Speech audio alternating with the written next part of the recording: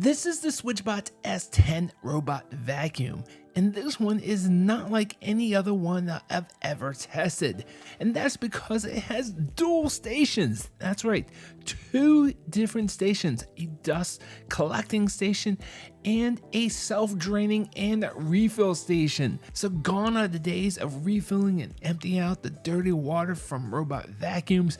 This one automatically does it for you. And this smart vacuum works with Matter, so you can bring it into your favorite smart home platform of choice. Today, I'm going to tell you 5 things that you're going to want to know about this smart vacuum and mopping system before you decide to buy it. So without further ado, let's jump into the video. First off, I want to thank SwitchBot for sending this out to me so I could check it out for you guys, but this is not sponsored in any other way. Now, the first thing that you're going to want to know about and the highlight, the best feature of this robot vacuum and mopping system is the dual stations. This one has one station where it goes back and empties out the dust and charges up, and it also dries the mopping roller, but it also has a second station that you can hook up to your water and drain system, and this can go with a lot of different setups. So you can set this up with a washer dryer, you can set this up with a dishwasher, you can set this up with just a sink like I have, or you can also set this up with a toilet. There's so many different setups. As long as you have a place where you can put the little base station for the mopping refill station, then you can definitely hook this up, and they include a lot of different hardware. But even if you don't, they also include the hardware and tank systems where you can go back to the old way of refilling it if you want to, but you can just remove that accessory and you don't have to use it unless you really don't have a place to hook this up where it's intermittent while you're waiting for maybe like a plumber or a handyman to set this up.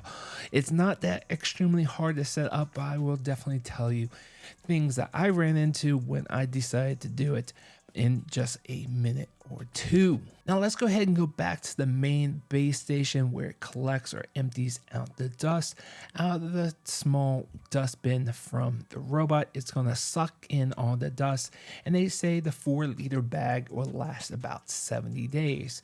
Now this also charges up your vacuum and also dries the roller mop.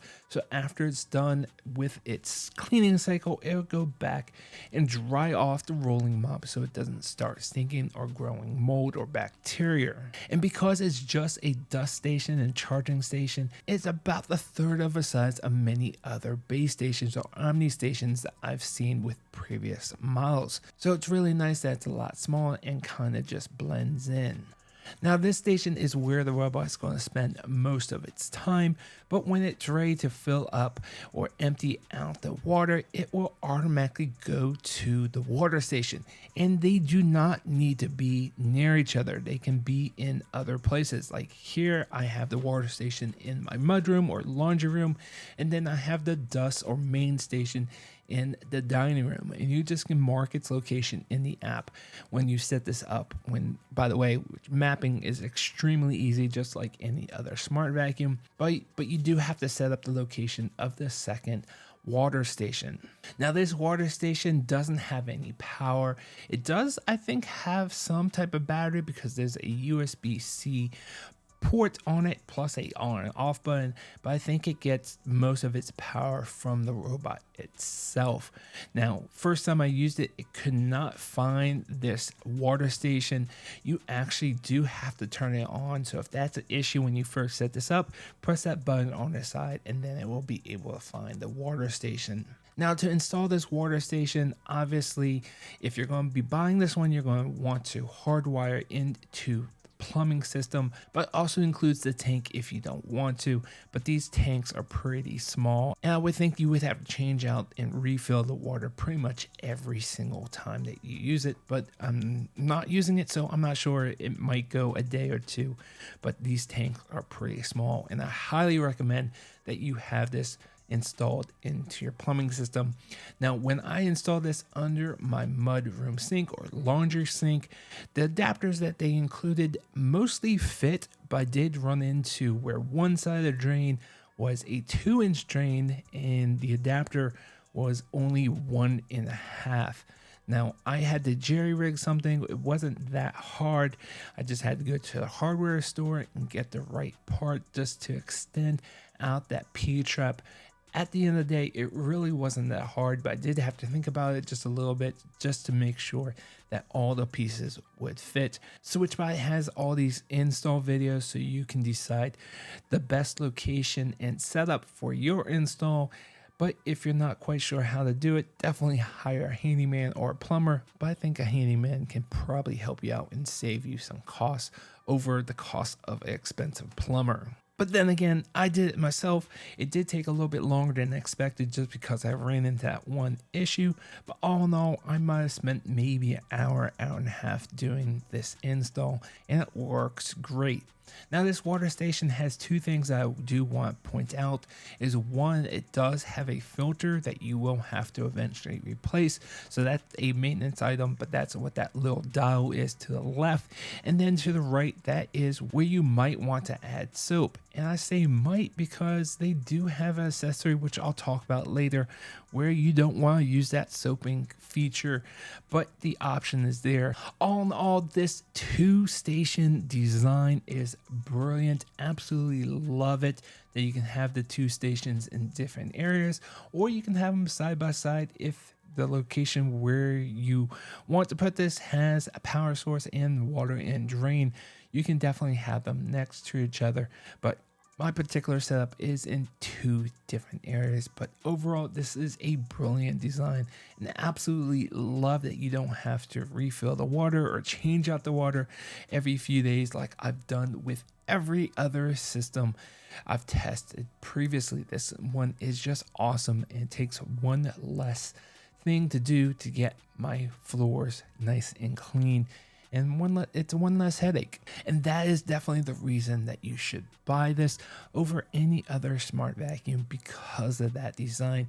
And this is the single biggest reason to buy this smart vacuum over any other flagship smart vacuum out there on the market today. But obviously there's other factors, which leads into my second thing that you're going to want to know about this vacuum, and that this has a roller mop. Which, by the way, this is the first roller mop that I've tested, and I kind of like it, but there are definitely some drawbacks that I will be talking about in this video.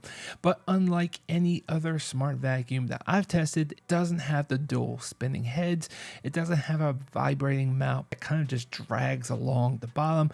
I really love the dual spinning heads, but this roller mop is definitely a very interesting design. As they say, this will automatically rinse sink, which means that it will clean itself 300 times per minute when it's on the move.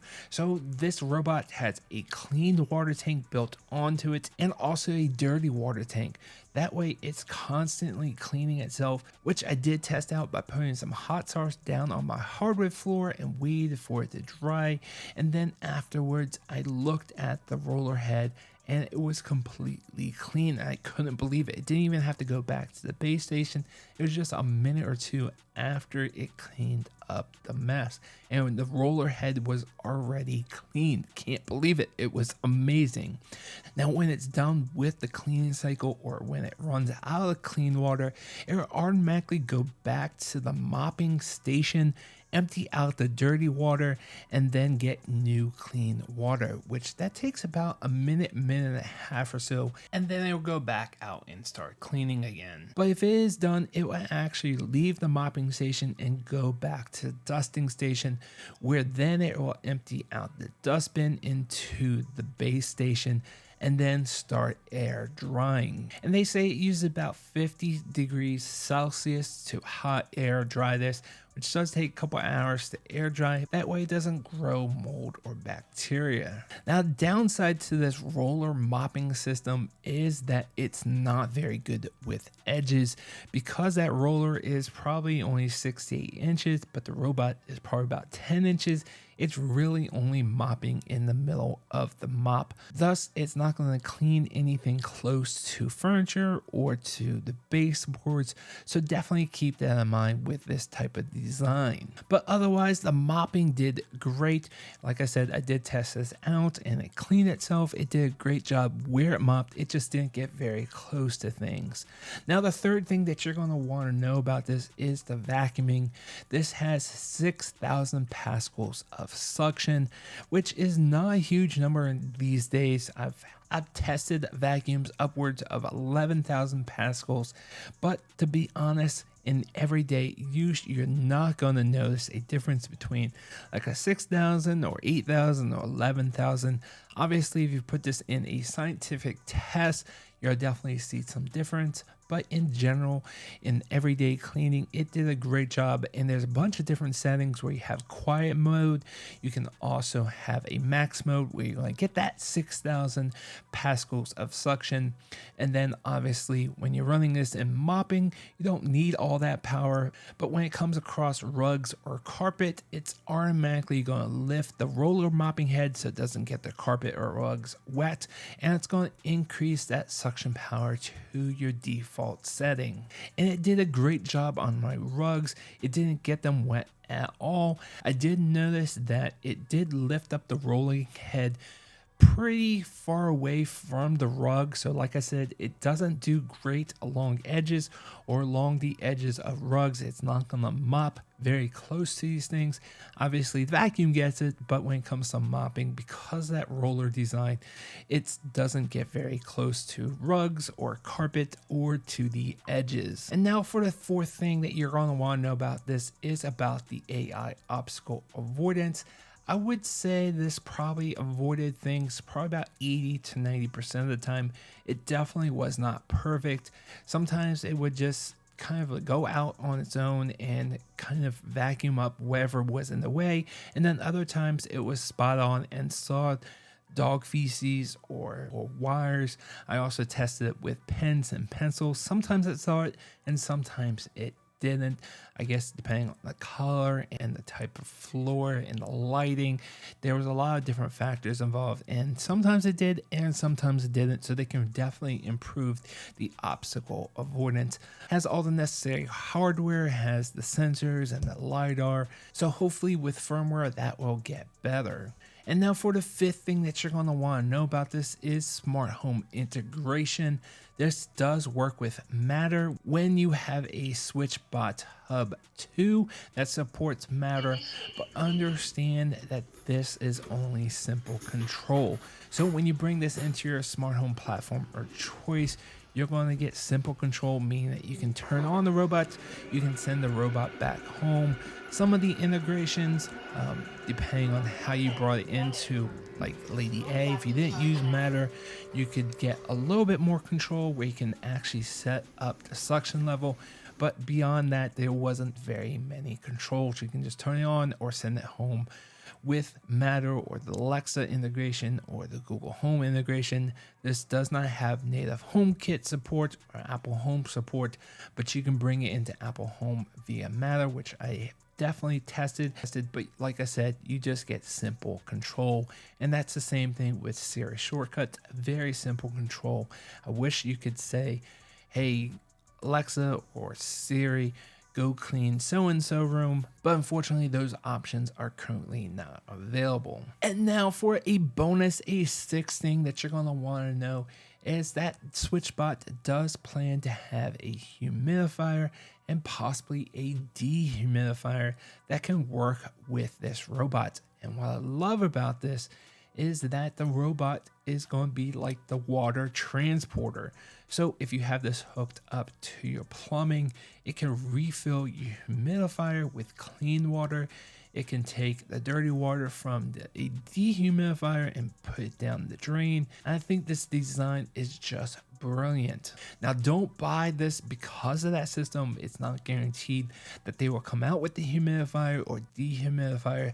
They've just have some marketing out there that says that it might be coming this June, but never buy on a promise until it's actually available.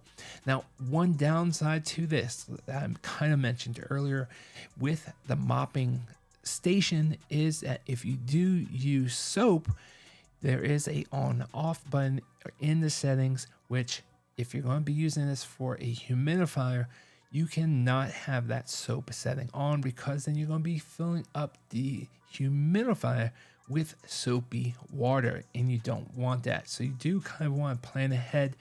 I'm not quite sure if you can clean it out or run it for a while and just get back to clean water, but definitely keep that in mind. If you're going to be using this with a humidifier, definitely don't be using this with the soap. But otherwise, this is a brilliant design, and I can't wait to get the humidifier and dehumidifier in my house, because I think that type of system is just a set it and forget it type of thing, and absolutely going to love it. Now, overall, this entire system is just brilliant. I love the 2-station design. I love the autofill and drain water station. Definitely one of my favorite smart vacuums to date. So I'm definitely going to be giving this a 2 thumbs up. I'll be leaving affiliate links down below where you can definitely pick this up. Questions about this, or if you want to see a detailed video of how I installed this with the drain and water system, I'll definitely do that if I get enough interest. Thanks for watching, guys. Hit that subscribe button. I definitely have a lot more content coming out on this station. Hit that like button, and I will see you guys on the next video.